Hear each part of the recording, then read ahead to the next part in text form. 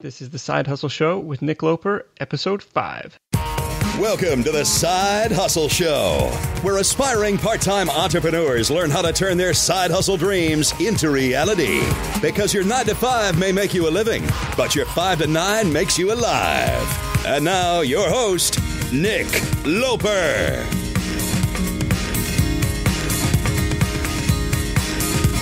Hey everybody, welcome to episode 5 of the Side Hustle Show, where we're going to find out how one Fiverr seller was able to buy a house in cash in the U.S. in under a year from his Fiverr earnings. It really is an incredible story filled with tons of wisdom for anyone thinking of getting started on the platform. So a little bit of background on the site if you're not familiar with it. Fiverr is Fiverr.com. It's an online marketplace of goods and services, and their gimmick is everything has a baseline price of just $5. Each job on Fiverr is called a gig, and out of every $5 gig, the company takes $1. So it really only leaves the seller with $4, which makes the house buying story even more compelling. So I'm a big fan of the site and use it as a customer with varying degrees of success for the past 2 years. Some of my greatest hits on the site were the cover of the Virtual Assistant ebook, which you can find on Amazon if you search my name or Virtual Assistant, and also the the amazingly awesome and cheesy intro to this very podcast, and some of the crappier ones that I've had done, because everything doesn't always go as well as those two did, were some banner ads, some graphic design work where it's more subjective, and really some $5 articles I had written that really didn't turn out the way that I had hoped for. They kind of still gave me a structure that I was able to work with, but it wasn't amazing. But at the end of the day, that's the beauty of it. It's $5, it's not a huge deal, and probably the cheapest outsourcing platform you're going to find, and still be able to get some really quality work done. And if you stick around to the end of the show, I'm going to share my number one tip for Fiverr success as a buyer. But while I've been a Fiverr buyer for a long time, I've never been a Fiverr seller. And this interview really made me think about what I could sell on the platform and if it could be a viable side hustle.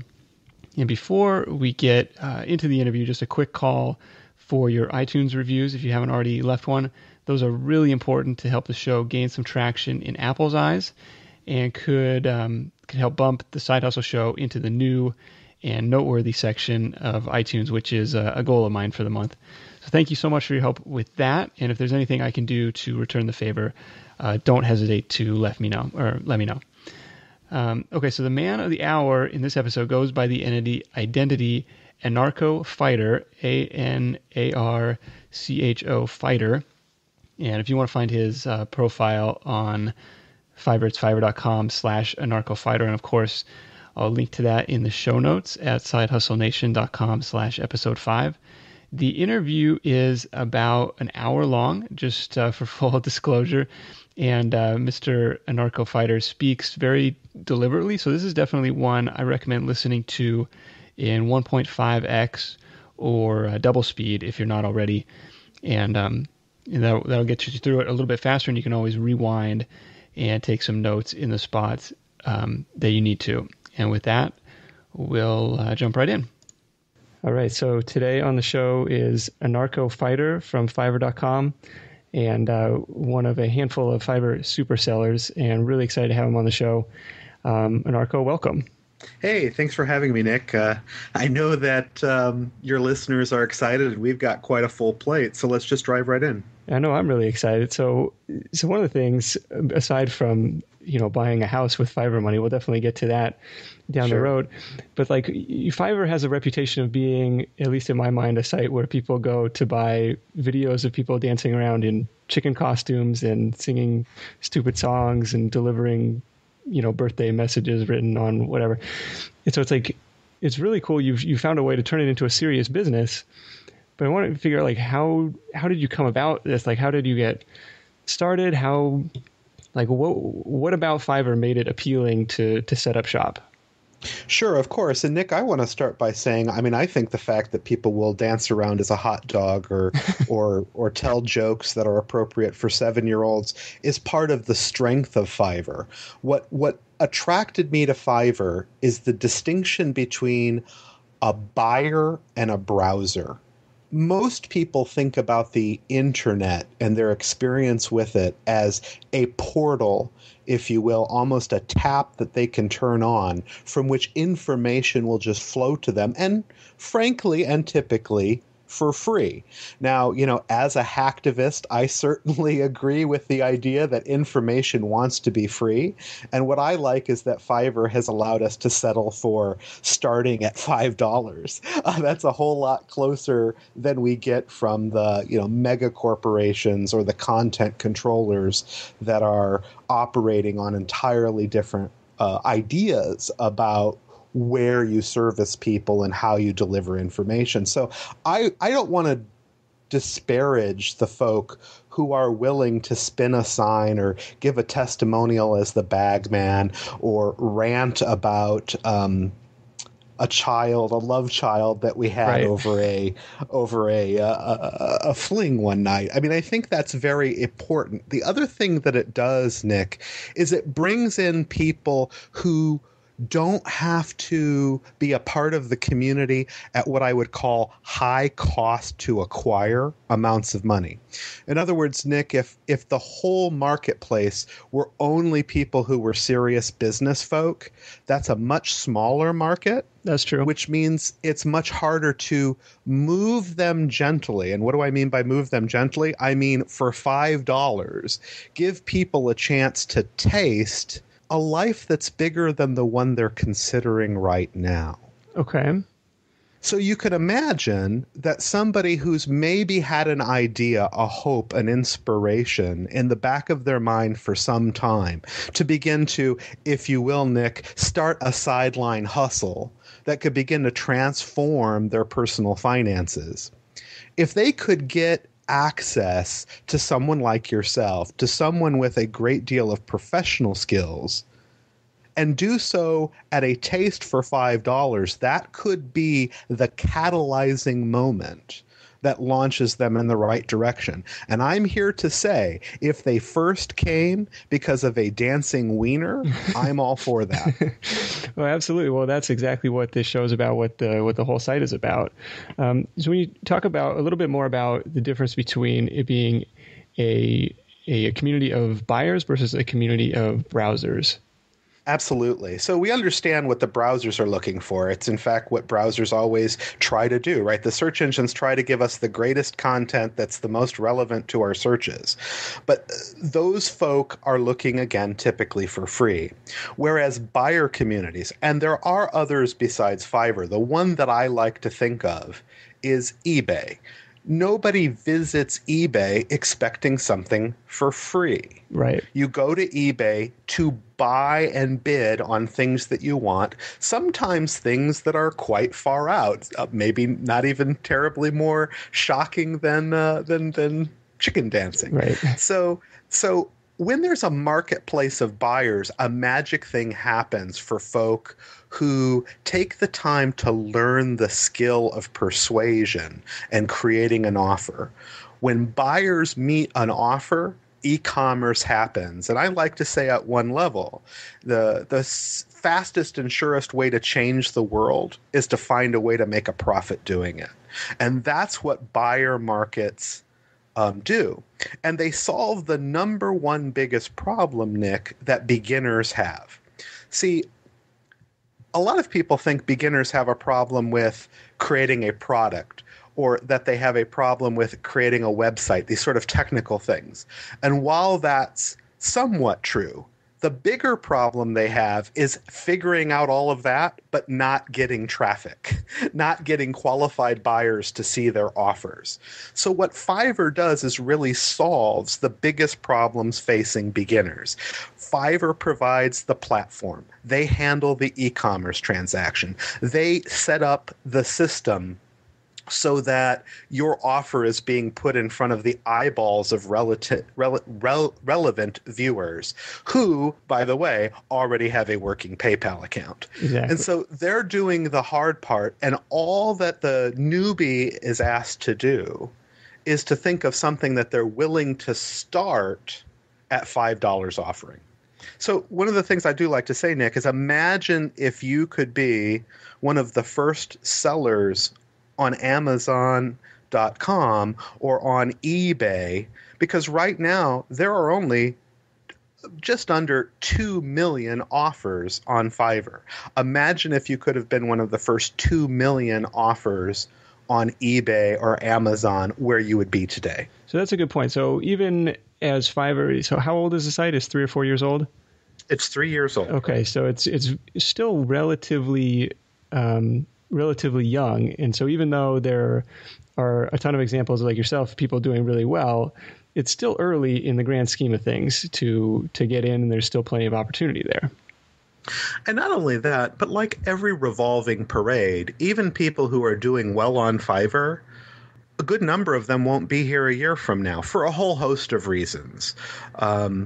From life happening, maybe even death happening, to Fiverr becoming a launching pad for them to operate a very serious full-time business where it no longer makes sense for them to be offering their services at first for $5 on Fiverr. So even the people who might at this present moment seem to be dominating the marketplace, they have the same objective, if you will, that a brand new person does. The surefire way to be successful on Fiverr is to simply be there a year from now. Okay. Yeah, that's a friend of mine brought up a point, or during a keynote presentation, he said, people really only use the internet for two things. One, to be entertained, or two, to solve a problem. And Fiverr is kind of at the center of both of those. You can, like you said, get any number of entertaining and wacky things done, or you can solve legitimate business problems. Like I've bought a ton of stuff, for work related stuff. So it's really cool. I like that so much. I'm sure to steal it, Nick. Very good. So the big question is, so it's like, okay, for $5, like how? I guess that's the question that gets me. Is like, what's really the income potential here? Because it's like if you're selling for $5 a pop, I mean, are you just churning your wheels 24 hours a day trying to make a living? Sure, that's a great question. And I think that Fiverr has done a smart thing by amplifying their brand. If you go to the front page of Fiverr.com, you will not see the branding being that they're the largest marketplace for people who are willing to spin their wheels for $5. What you will see is it is described as the largest marketplace for services that start at $5. And this is a good point to bring up about everything that we're talking about Fiverr, and we haven't gotten into some of the nitty-gritty specifics as I hope to in the near future with our interview. But everything that I say about Fiverr has the chance of already being obsolete. Fiverr is constantly in flux. It responds very well to both its buyer community and its seller community. I can even say with absolute certainty there's some amazing things coming right around the corner because of the privileges that come with leveling up, and we're going to talk about that as well.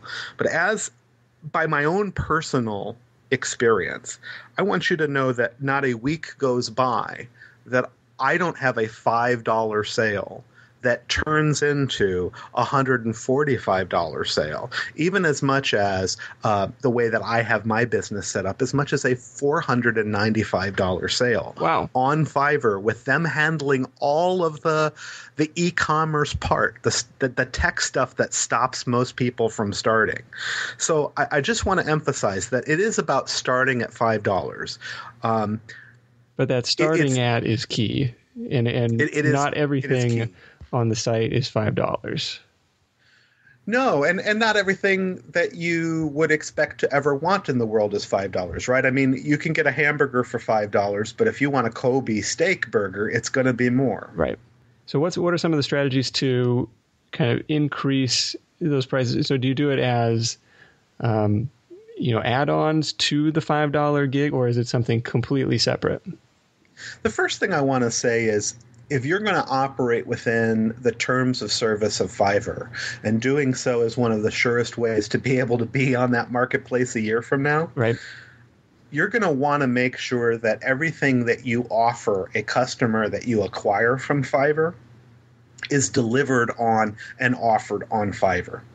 Now, Fiverr allows you a couple of ways to increase the average unit of sale from $5 to something a whole lot more. The first way that they allow it is through multiple gig orders. So as an example, Nick, you may have a provider who is willing to dance like a chicken. And the question is, how long are they willing to dance like a chicken, right? We can break up the dance into time. Gotcha. And so every 30 seconds of dance could become a single $5 order. And visitors to Fiverr, and understand that we as sellers actually have a ambassador-like relationship with new buyers. Very often, we're going to be their first point of contact in terms of understanding how and what to do on Fiverr in order to have a great experience. So what some people do know, and now your listeners will, is that near the Buy Now for $5 button, which is very large, there's a second drop-down menu that will say Order Multiple Gigs. On anybody who is at least level 1 or higher, Nick. And that ability would allow your chicken dancer, who's sold to a few people over a month period of time, to sell a 2-minute dance or 4 gig units. At level 2, they can sell 8. And at the honorary level, which we'll talk about, they could sell 20 gigs or $100 right through gig multiples. That's the first strategy. Does that make sense so far, Nick? Yeah, so let's go back to that. So it sounds like there's certain levels, like you're talking about, where the seller has to kind of prove themselves on the marketplace before these new opportunities are opened up to them. You got that. It's sort of like everyone has to go through a professional hazing on Fiverr as a seller. And that professional hazing is you have to figure out what you're willing to offer for $5. And I actually encourage new folk to offer something that they really aren't willing to offer for $5, but just do it for a limited amount of time. And here's why. Once your account is seasoned by existing on Fiverr for 30 days, and the cool part, Nick, is that can count your time as a buyer. Oh, okay. Right? So one of the very first things. So even though I've never sold anything, my account is seasoned because it's been around for a couple of years. Absolutely. Okay. In fact, if today you put up a gig and 10 of your listeners went and bought it and you delivered on it, you would instantly be a level 1 seller. Oh, wow. Okay.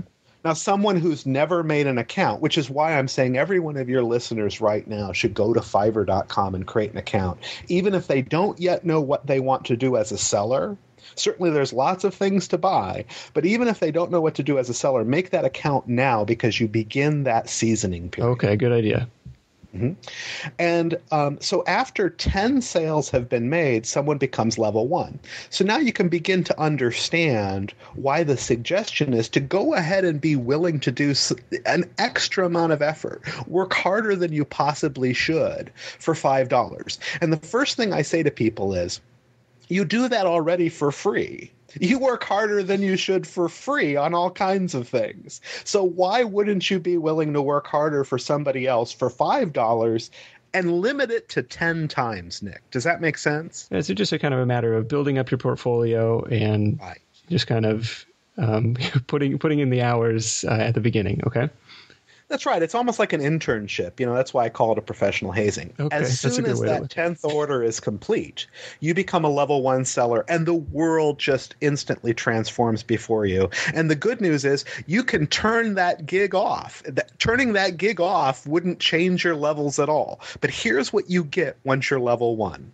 And again, I want to emphasize, these are always subject to change. But the cool part is, Nick, I've never seen Fiverr make a change that hasn't been more generous to sellers. Okay. So, for example, it used to be that a level 1 seller could now have 1 gig extra at as much as $5, and I think maybe they had it as $10 more. So now I could have a single sale on Fiverr for $15. That's how it was when I was first a level 1 seller. Okay. But now it's better.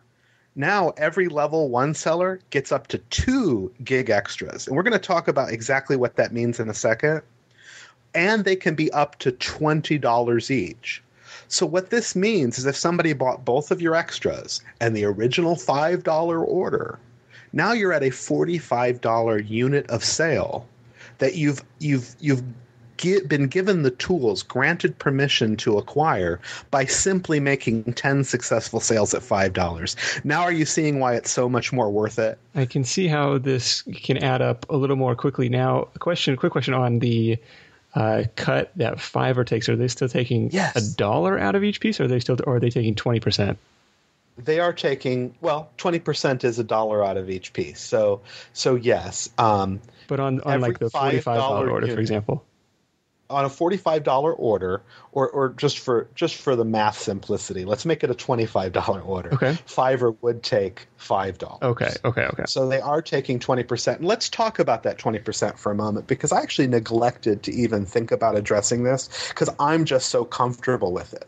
But let me tell you why I'm comfortable with it, Nick. Nick, I come from a world where affiliate commissions, the amount of money that you would pay somebody for bringing you a customer, is sometimes 50, 60, 70% for a front-end offer, could be as high as 90%. Right. Now, it wouldn't be 90% on a $500 offer, but on a front-end offer of $5, $10, $17, it might be even 100% of that initial sale.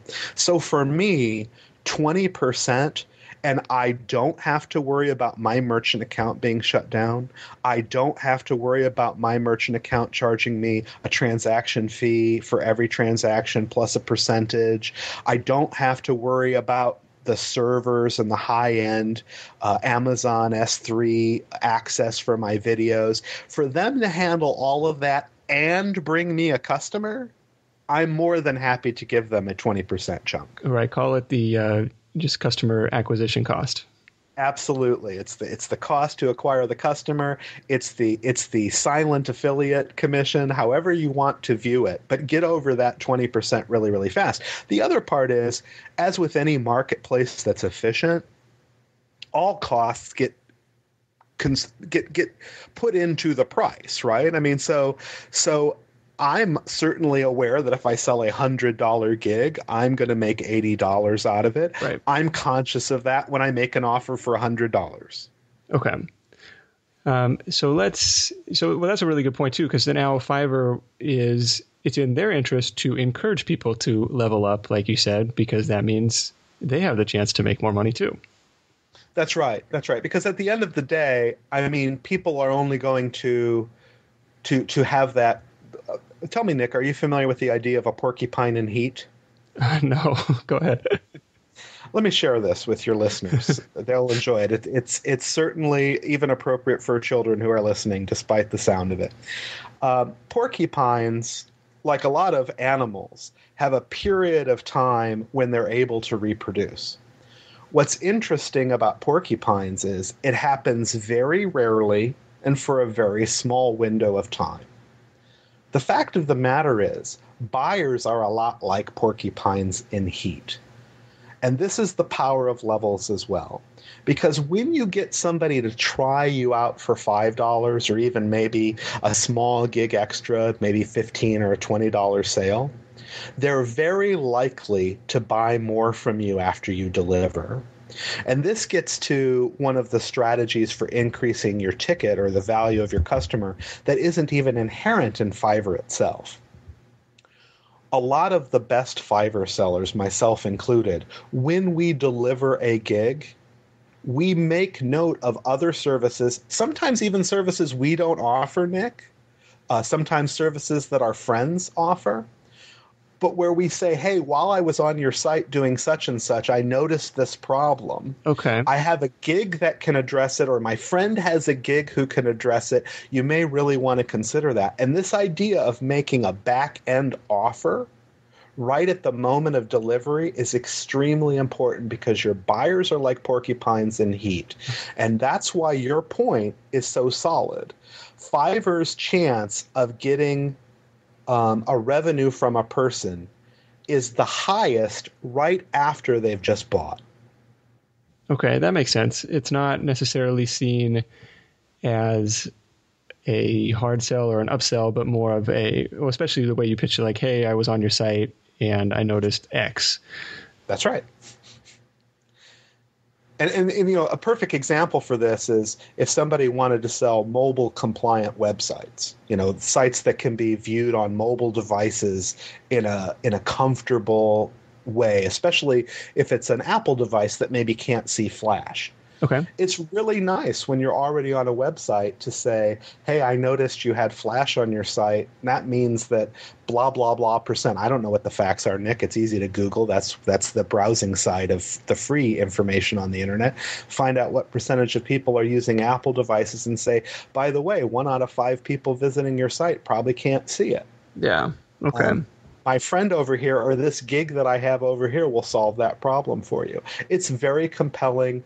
It's not, I have no problem with hard selling, by the way, Nick, especially when that's what people need, right? I mean, to me, the view is if you want to come into my water store and you only want to buy 3 glasses of water a day, I don't actually want to sell it to you, because I know for your best for your best outcome, you need those 8 glasses of water a day. So I have no problem selling when selling is in the best interest of the other person, but I do understand some people prefer to kind of come in under the radar, and I'm always polite simply because it just makes sense to be. Okay. But never be afraid to ask for the order, Nick. Okay.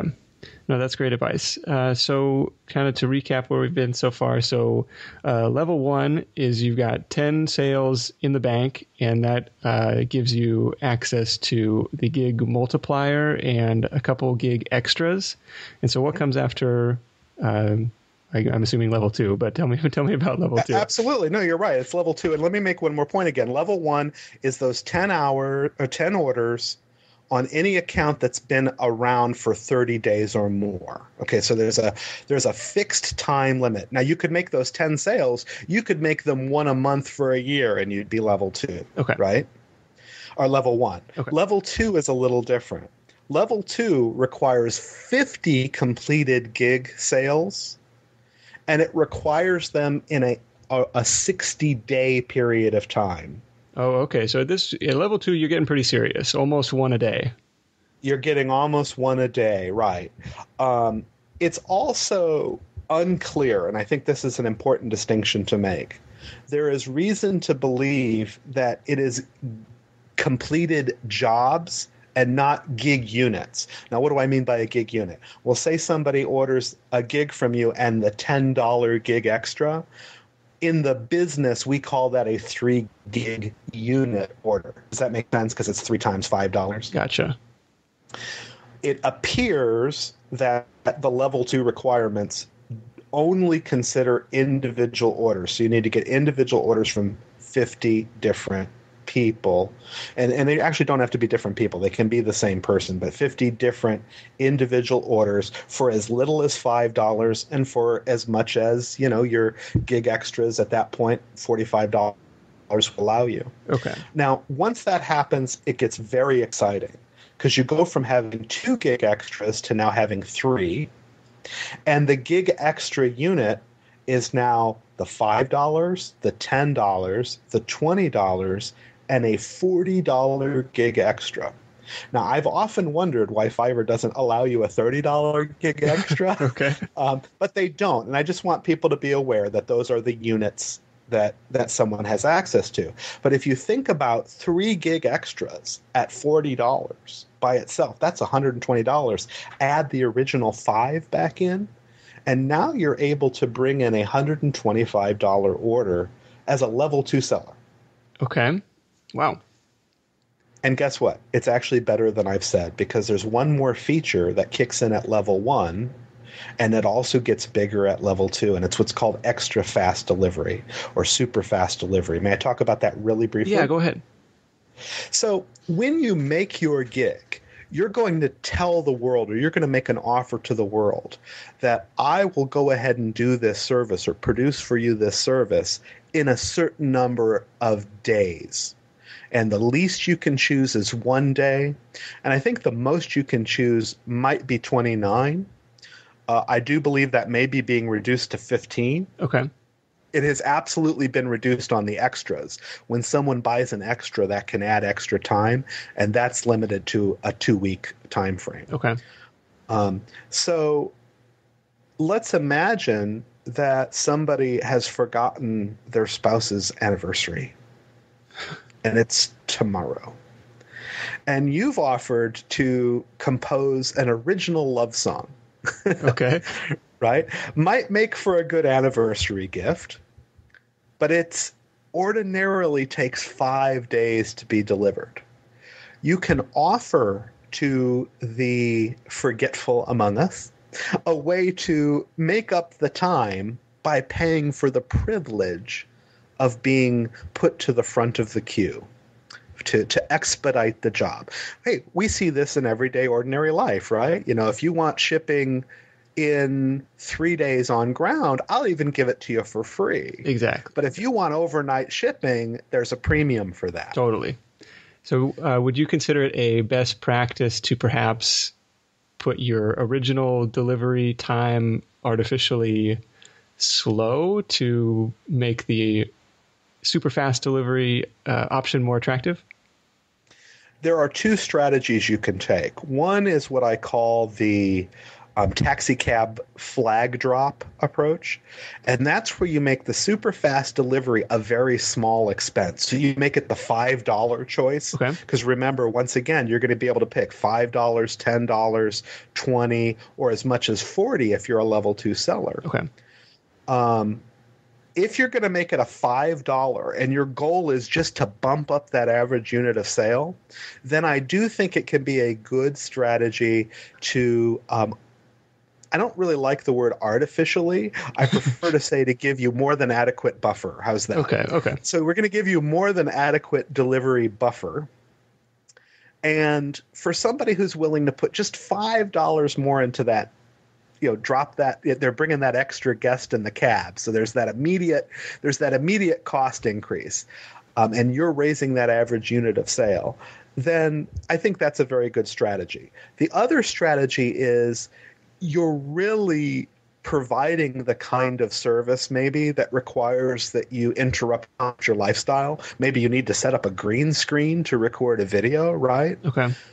I wouldn't recommend having a low-priced, super fast delivery or even an artificially far out schedule, but rather really make that a premium service to deliver quickly because of the added impact it puts on your lifestyle. Okay. So those are the 2 approaches. It's sort of like, well, does it really affect me? If not, let me make it small and a way to really find my best customers. Or alternatively, make it bigger, but be honest with people about the time it's going to ordinarily take you. Okay. Does Fiverr allow for kind of an out of office message? Because if you've got a gig that says, "Hey, I'll deliver in 3 days," but you happen to be on vacation, like I've seen some feedback profiles where people are getting thumbs down because they were Yes. Hey, they didn't deliver on time, and they're like, "Hey, we were gone" or whatever. And so, what's the case there? Let me start with the dirty little secret about the automatic thumbs down. Didn't deliver in the time agreed. There's some language that yeah. always the same, right? The first dirty little secret is, unless your gig is a super fast delivery or there's another designation where if you've chosen a 1-day sale window, a 24-hour sale window, express delivery they call it. Express delivery is actually rather risky. It can increase your sales, but I mean, if you're 1 second past that 24 hours, even because there's been a tornado, let's say, that's gone through your neighborhood, or a severe rainstorm, not only can they immediately reject that order and you get that thumbs down, but even if they don't, you will lose that special designation. They'll take it away from you, and it's very, very hard to earn back. But outside of those two cases, if you're late on a gig delivery, you automatically get an extra 24 hours before the seller can do anything. Okay, so there's a little bit of a grace period. There is a grace period. Now let's address your broader question of, is there an out-of-the-office option? There is not. However, at any point, you can edit your gig and change it. So if you were going to be gone for a week's vacation, and if you ordinarily need 5 days to deliver a gig, you could just arbitrarily set all your gigs to 14 days delivery.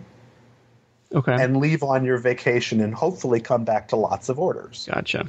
Okay. And then once you're back, reset it down to 5 days. Okay. Alternatively, you can, because you talk about a message. Here's the problem with messages, Nick. Almost no one reads everything. And almost everyone misunderstands some part of what they read. Okay. So you're putting a message is certainly a nice way in a CYA fashion. I mean, it's a good practice, but sure. Don't expect that it will work. Okay. Don't expect that people will read it or will understand it. Gotcha. Your buyers may not be so forgiving. That's right. And not only that, and one of the things I like to talk about Fiverr is an international marketplace. And because it's an international marketplace, you have individuals for whom the gig you've written is not in their primary reading language. It's not in their first language. And so the more nuanced, the more academic, the more highbrow our language and our offer, again, the more likely that this is going to lead to conflict later on or further down the road. And for some people, that becomes the basis on which to have sort of discriminatory negative feelings about our global neighbors.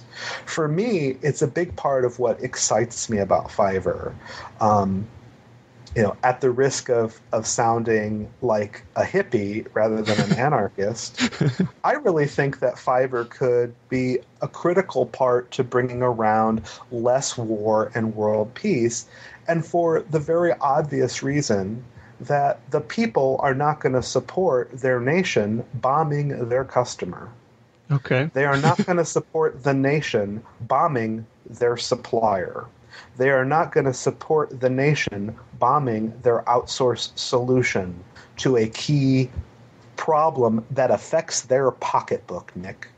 Hey, preach on. It's like the what's the theory of the no two countries with a McDonald's have ever gone to war against each other or something? That's right. That's right. So before we get to your super what's the status called, top-rated seller? Yeah, top-rated seller. We were kind of on the subject of feedback, so yes. Let's kind of dig a little bit deeper into that. There's no star rating system. Everything is just thumbs up, thumbs down, and it's simple, but I feel like there's maybe more to it than that.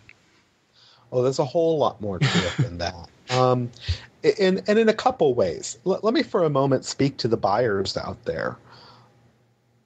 Negative feedback is really a last resort and needs to be treated that way. First off, your to me key line of defense with a Fiverr order that you're unsatisfied with is the refund. You should really always be more than happy to be made whole and get on your way, right? Negative feedback should really be reserved for occurrences where you feel it is a ethical obligation to prevent other sellers from being overtly abused, overtly misled, something where there's a real egregious situation and the buyer is not willing to make it right in some way or another, including perhaps just offering you a refund.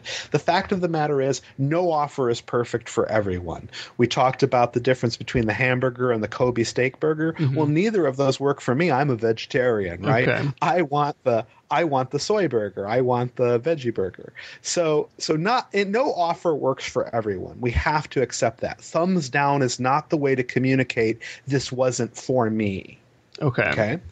So how do you go about? Yeah, go ahead. Sorry, go ahead. Yeah, having spoken to, made my appeal to the buyers out there.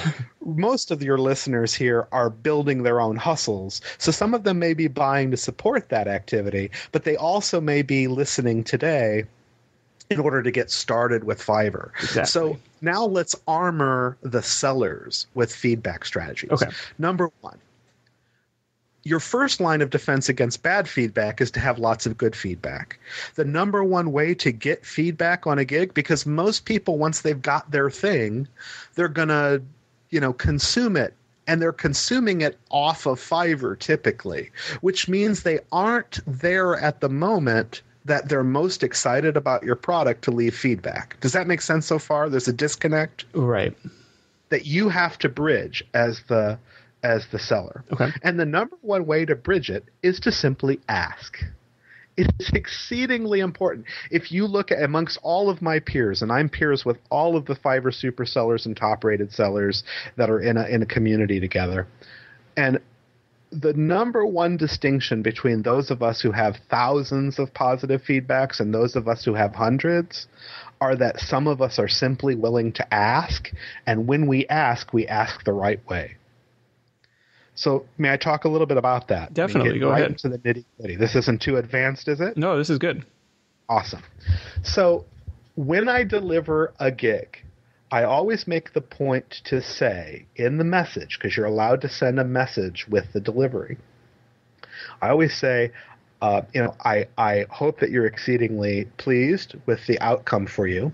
If you have any questions, and I always like to use the word questions rather than problems, but if you have any questions or thoughts about this, please reach out to me directly through the message, and I actually give them the link. Here's the link to send me a message. Okay. On Fiverr, of course, because off Fiverr is a violation of the terms of service. But I say, go ahead and send me a message. Otherwise, if you would please take a moment to look at your product while you're logged into Fiverr in order to leave positive feedback. Obviously, I don't do this for $5. Right? I always say that. Obviously, I don't do this for the $5. Okay. I do it because I feel like it is my contribution to the world. And if you could help recognize that with some positive feedback, that means more to me than the sale. Okay. Love it. That's great. Right? So I make it really, really clear. Now, obviously, if somebody ordered a $195 product, I'm not using the line about... Yeah, leave that part out. In fact, I slightly changed it. I say, obviously, because the real core of my business depends upon good buyers like you. If you could leave some positive feedback and even mention that you ordered the high-end gig extras and how it made a difference for you, I would really appreciate that. Okay, very cool. Do you see how we're massaging it? And do you notice, Nick, here's the psychological subtlety. Do you notice that I'm telling them what to say in the feedback? Yeah. Right. Yeah. I appreciate your positive feedback, and that's when there's only two choices, or three, I guess you could leave nothing, but you can leave nothing. And frankly, that's what most people do. Yeah. But so I've been in the position where it's like, I was doing some graphic design work, which is very subjective, and it's $5. So like, if it comes back and it sucks, it's just like, I don't want to have your seller do more work, because it's like, it was $5. They already put some time into it. Like, I don't know. I think people maybe have, you got to get the expectations right for what you're going to get. So I've had some amazing... and even the point you just made is such a perfect line. I mean, if you're selling graphic arts, I'd use that line. Of course, graphics is a very, art and graphics is a very subjective experience. I hope you're having a phenomenal one. Okay. Yeah. and right, all set those expectations, no doubt. But let me tell you something else. No seller is going to ever get through Fiverr unscathed, even if it's because of what we like to call the new Fiverr phenomenon. And that's when somebody just joined Fiverr 2 minutes ago. You're the first gig they bought. They can't figure out how to use the interface, and they give you a thumbs down and say something like, "Not what I expected." Oh, the Fiverr virgins are ruining it for everybody. I happen to actually like being ambassadors to the newest users, but the point is, I'm saying no Fiverr person is ever going to come unscathed. Not all the bad reviews are from new people, by the way, but that's invariably going to happen. One of the elements that I've been able to bring to the community of sellers that they have really appreciated is what I call the feedback win-back system. So I have a document, and I sent it to you, Nick. I don't know if you did look at it or not. Yeah, but go ahead and tell us. I want to talk about it, right. So I send a document when somebody expresses any kind of unsatisfaction, because I don't need the money on Fiverr. I'm a semi-retired marketing guy with all kinds of web properties. I'm not here primarily for the money. I'm here primarily to test the marketplace for people like your listeners. That's why I got involved. Okay. I saw this was the perfect marketplace. I wanted to see if what I believed to be true about it was true, and sure enough it was. And it's another one of the reasons why I was able to keep all my cash in Fiverr for a year until the point where I had enough to buy a house for cash. I mean, that's part of why. I mean, I just really want to acknowledge that I have a certain economic privilege that allowed me to play in this marketplace. What's that, Nick? Such an incredible story. Like, you just never could imagine that somebody would have that kind of success on the $5 marketplace. Oh, well, thank you. When Fiverr was 2 years old, there were already 6 individuals who had made six figures on Fiverr by the time Fiverr was 2 years old. One of them, the fastest earning person, had only been on Fiverr for 6 months and had brought in $500,000 in revenue. Wow. Jeez. So the potential on Fiverr is there. I mean, don't doubt that one little bit. That's awesome. No, it's exciting. It is. It's good stuff. In the spirit of clear disclosure, I am not that seller. Okay. But I know that seller, so it's still a very. It sounds like it's a tight knit community of the power sellers here. It's like you guys have like secret handshake and club meetings and stuff. Essentially, so, and a lot of it is we're otherwise alienated entrepreneurs. And this is part of what I like about what you're doing, Nick, with the community and the podcast and the blog that you're doing, is that as homepreneurs and isolated entrepreneurs, we often can really feel the weight of the world on us and as if we're all alone. And when you get that piece of negative feedback on Fiverr, somebody who said something that just doesn't make any sense, you warned them about it in the first place, you thought they ordered the wrong gig, you acted as an honest broker, and then they turn around and give you the thumbs down, which I actually call the middle finger up. It can really hurt, and that's one of the reasons why we have this tight-knit community, because we've all been through it, and the first time it feels like such a personal rejection. Yeah, no, that's true, and it's true for people, from all walks of life working from home. It can be very isolating and very, very lonely at times. I don't even know, I don't have a name for it, but whatever, the entrepreneurial loneliness. Well, it is a form of entrepreneurial existential angst, right? I mean, we just don't we live and die by the decisions of other people. Yeah, and it's pretty huge. So when I get and I always prefer the people who give me a comment before they give me the negative feedback, but I always tell them, as with all of my basic gigs, this gig is 100% guaranteed.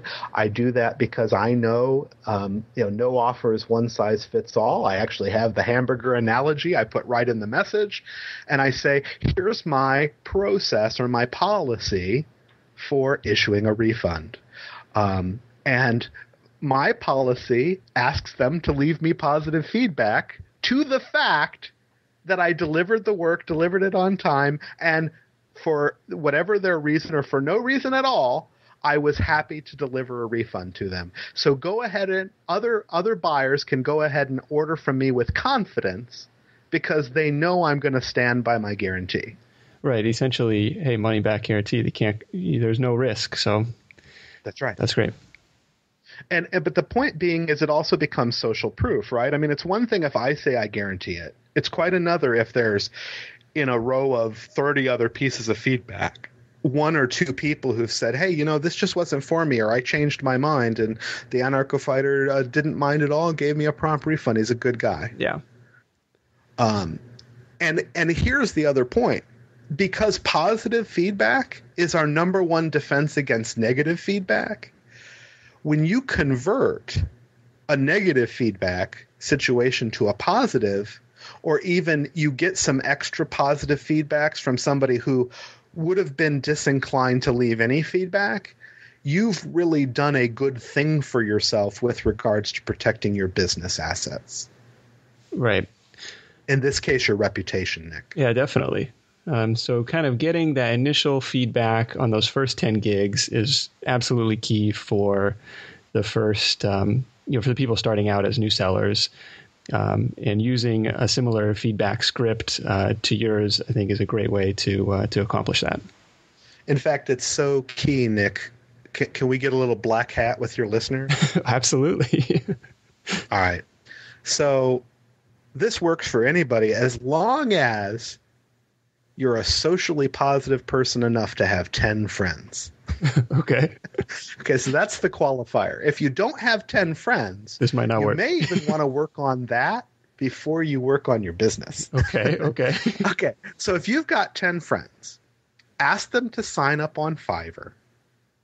Ask them to go ahead and order your gig. Go ahead and give them the feedback to give, and tell them that in 2 weeks' time you'll give them their money back. Okay. Okay. Why 2 weeks' time? Because Fiverr takes 2 weeks to clear your cash before you can take it out. Okay. Right? Gotcha. So now there's something else here. They bought your gig for $5. Fiverr took one. They're giving you $4, right? Mm-hmm. So depending on how good a friend you are, you could say I can give you $4 back, or if you're a really good friend, you just take the $1 out of your pocket to recover the cost for them. Right. And in exchange for this, you're positioned to be able to offer a gig extra. And I still want to talk about that, what like a good gig extra construct looks like. Mm-hmm. A gig extra that itself is $20. So you can see this really is a small investment in your business. Definitely. It used to be better, Nick, because it used to not actually have a 30-day requirement. Oh. It used to be 10 orders whenever you got them, it happened. So you really could buy your position. I think Fiverr noticed people buying their position and put the 30 days on it. But for someone like you, and probably many of your listeners who've been buyers on Fiverr for some time, mm-hmm. or even new listeners who've just simply taken my advice to start their account today, the first day they listened, maybe they think about their gig structure or their ideas and they put that in there 20 days, 30 days down the road. They still have the ability to effectively buy that first position, that level 1 position. Now, there doesn't appear to be any term of service violation for doing that, but this is clearly a gray hat strategy. I think we could all agree on that. Yeah, I wouldn't go so far as calling it black. I mean, it's the same as asking your friends to share whatever on Facebook and that's right. Anything else. So I'm okay with that. Yeah. Good. It's and the fact of the matter now is with the 30 days, if somebody is clear on what they have to offer, the 30 days is enough time to test your offer. If you're not making 10 sales in 30 days, you're going to have a hard time getting to level 2, right? So, you need to be testing and tweaking your offer. That's the second thing I want to say that's the real value of the Fiverr marketplace. And it's even one of the reasons I was saying to you that some of the top sellers, they come on Fiverr to perfect their offer. And then they go take it somewhere else. Okay. right? So Fiverr is a fantastic marketplace. Why? Because it's drenched in buyers. I cannot emphasize that enough. It's the hardest thing to get in an online business is qualified buyers. And they're there. They're just hanging out. So how about we talk about extras as we start wrapping it together? Yeah, go ahead. So we talked about gig multiples. Gig multiples were the I'm going to do the chicken dance for 30 seconds for each gig. There's also these gig extras. And remember, you can have multiples of them. So you want to be thinking about other ways to enhance an offer. Now, what's the experience we've all had of this most likely, especially if we're, in a first world nation? We've gone into a fast food store. We've asked for whatever item we wanted, and we were asked immediately if we'd like fries with that. Fries with that is what in the marketplace we would typically call an upsell, what in Fiverr they call a gig extra. Okay. So it's what's the extra thing that I could sell that is the obvious and logical next step of somebody who's raised their hand for $5 to whatever my initial trial offer was at $5. So I'll give you an example from my own business. Okay. On Fiverr. So if somebody went to fiverr.com/AnarchoFighter and looked at my gigs, they would see that one of the things that I can do for them is to give them an email autoresponder template strategy. So this is a strategy where it shows exactly the thinking that should go into crafting your own email autoresponder. And it makes sense to do so because the fortune is in the follow-up, Nick. Right. It's even in the follow-up on Fiverr, right? But if you've got somebody's email address and can send them a follow-up message, it makes sense to do that. And there's a right way to do it. And there are, I won't say wrong ways, but there are more efficient and less efficient ways to do it. And this is the template that I use on every autoresponder I've ever made for any of my profitable websites. And so I offer that template. But that's how to do it, right? That's not done for you. Okay.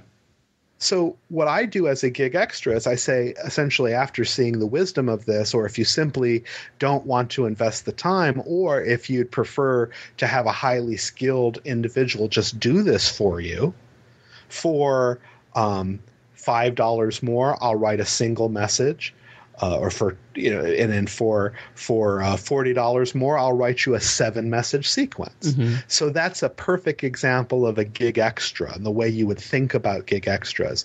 The brand new, the most recent at the time of our speaking, Fiverr super seller. He's an individual, and it speaks back to even the issue of, is this all about $5? His average order, and in this case, and I've talked to him about what this means. I mean, he rarely ever has just a $5 order. If you add up all of his orders together in a day, if he had 10 orders, he will have made about $300. He makes about $30 an order. Okay, I was going to ask kind of what an average order might look like for you or for someone else at your level. Yeah. I mean, if I actually did the arithmetic average of my orders are surprisingly not that great. They're about $21 an order. Okay. But what's interesting, that's better than $5. I mean, that's well, it is. But what's really interesting is if I gave you the average order of my top 5% of customers, then that number would jump to about $200 an order. Okay. So I'm much more of a see. In fact, the person who did $500,000 on Fiverr in 6 months, he was a big high volume guy. He was all about the multiple people buying multiple $5 orders. He had 5,000, 6,000 orders coming in on a fairly regular basis. Wow. He had something like 10,000 feedback by the time he was over, his 6 months were over. Okay. And it was primarily an SEO offer, by the way. Hey, Nick. So I was going to ask, the gigs that you've got are somewhat not necessarily automated, but the $5 gig is relatively simple. And then the labor intensive stuff is in the extras. Oh, did you notice that? Did you? Because it's like, well, you can't be doing the stuff that takes you a ton of time for $5, but see, that's exactly it. And that was the connection I was going to make. So for me, I wouldn't actually care if my average order were $5 because my average time invested in it would be 2 seconds to deliver it. Right. When I cultivate a customer, then I'm going to spend time on them, understanding them, supplying them. And at that point, that unit of sale is going to jump up, and sometimes dramatically. Okay. Gotcha. So that's kind of a really important note to make on gig creation for people getting started out, is to not dig yourself into a hole where you're, spending 2 hours delivering that $5 gig, to try and structure it so it can be something that delivered electronic. Well, everything's delivered electronically, but sure. Trying to find the words to say, but like something that's not dependent on straight time input. I prefer the time custom versus evergreen. Okay. So for most, but I do want to, at the risk of being contrary, Nick, I want to remind you that sometimes you work. It's more like the rumba, we're going or the cha-cha. We're going to take two steps forward, 2 steps back. Okay. So when you're just starting on Fiverr, you may do the labor-intensive stuff for those first 10, maybe even 50 orders, maybe even 50, right, to level up. Because until then, you don't have the ability to do back-end sales anyway. So get positioned first, even overworking yourself for that first 10 or 50 orders. Now, what's cool is now an offer that will convert. So then I asked myself the question, what could come right in front of this offer, especially to somebody who doesn't yet know that they need it? And that's how you'll notice a lot of my gigs are created. So going back to the autoresponder, the majority, even though I give them that template, I give them a whole lot more than they paid for. And that makes people happy. They feel like, and they're right, they feel like they've been over-delivered to. But between you and I, Nick, and all of your listeners, as the case may be, right, that extra stuff I gave them is very carefully crafted material designed to persuade them as to the urgent need for doing this, doing it right, and doing it now. In other words, it's actually very crafty, very stealthy upsell language to get them to buy from me again at the higher levels. Okay.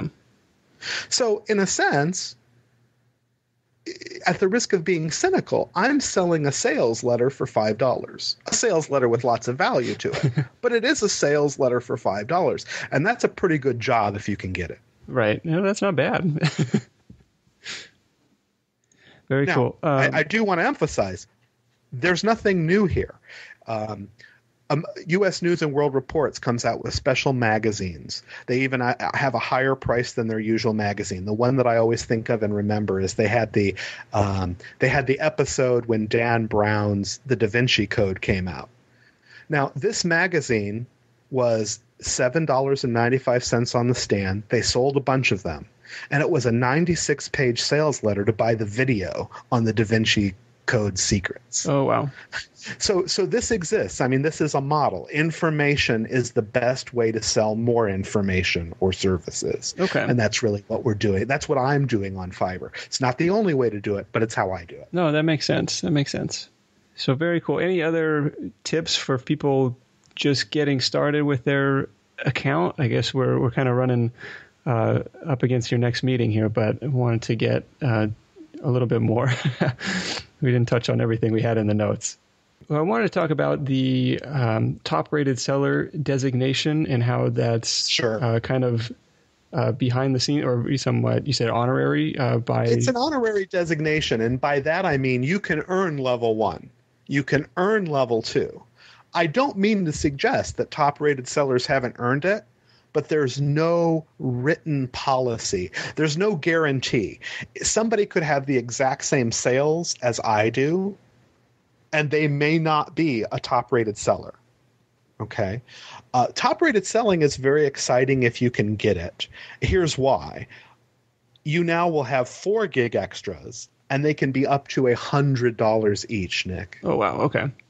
Same with your super fast delivery. Your super fast delivery can now be $100 extra. Wow. So That's some steep expedited shipping. Well, it is, and obviously, it needs to be appropriate for reasons that it could be. Yeah.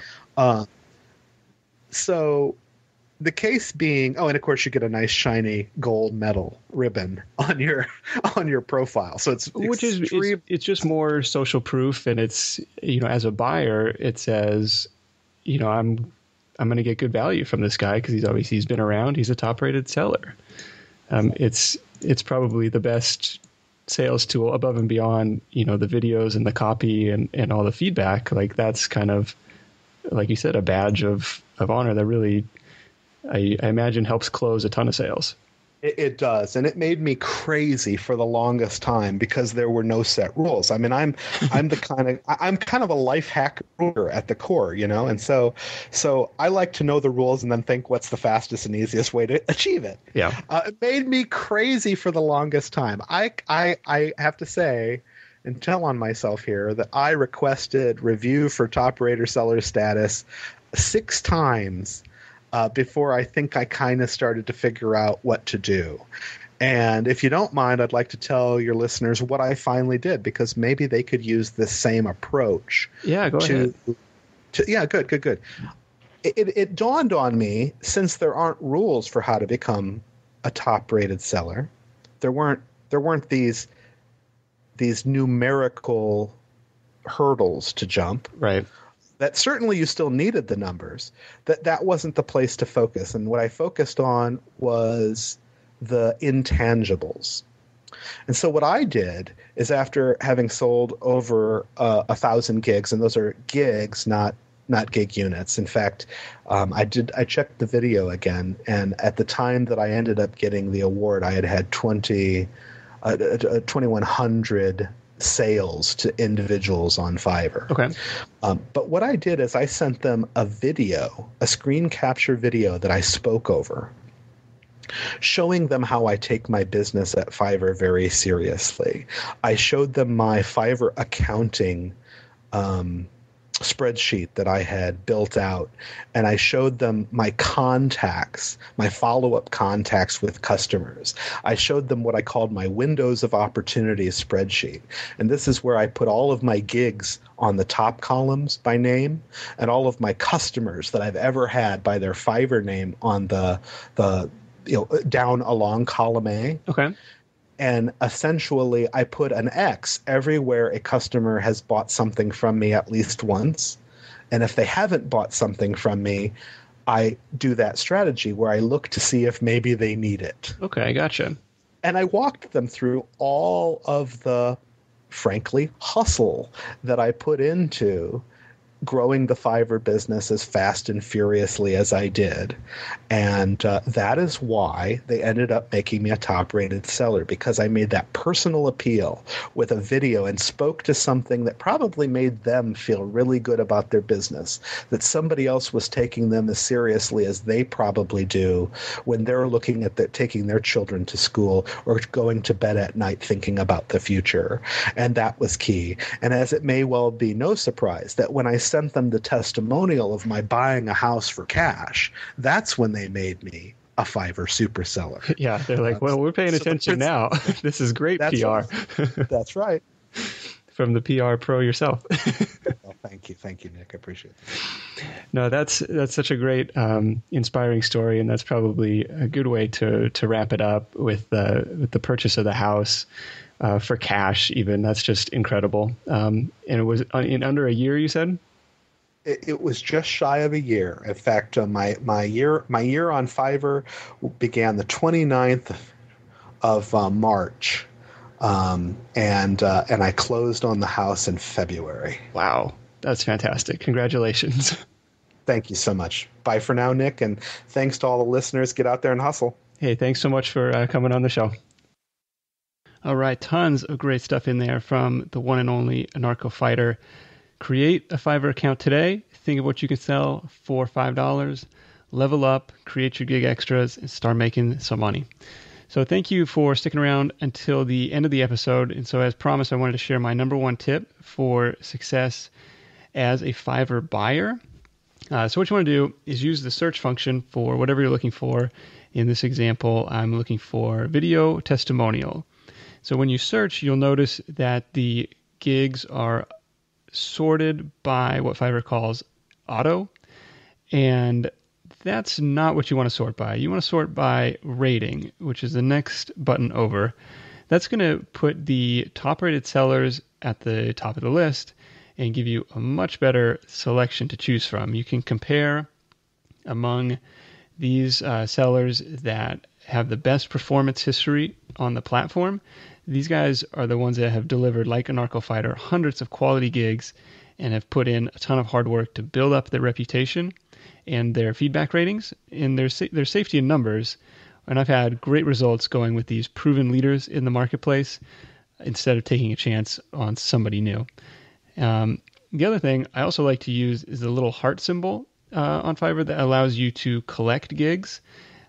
Basically, it's a bookmarking system where you can keep track of your favorite sellers and kind of compare and contrast their offerings and see which one is going to be best for you. So that's it for today. Until next time, go out there and make something happen and leave me an iTunes review. And with that, I will see you in episode 6. Thanks for listening to The Side Hustle Show at www.sidehustlenation.com.